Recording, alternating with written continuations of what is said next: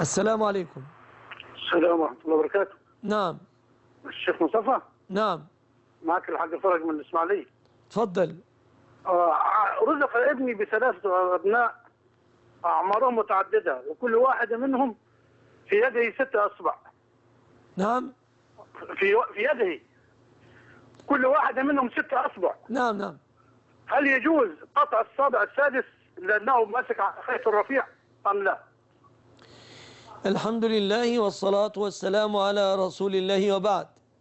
فإذا لم يكن هناك ضرر يترتب على إزالة الإصبع السادس جازت إزالته، ولا يعد هذا تغييرا لخلق الله، إنما هو وصول إلى ما عليه عموم خلق الله.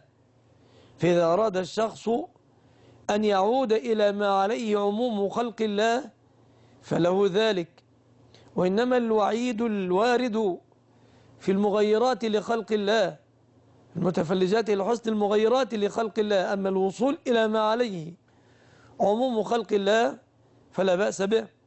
وأذكر مثالا آخر: إذا ولد طفل وفي مجرى البول انسداد، هل نتركه لكون المجرى لأننا إذا تدخلنا فيه يكون تغييرا لخلق الله، أم أنه يجوز لنا إجراء عملية جراحية كي يصل إلى ما عليه عموم الخلق؟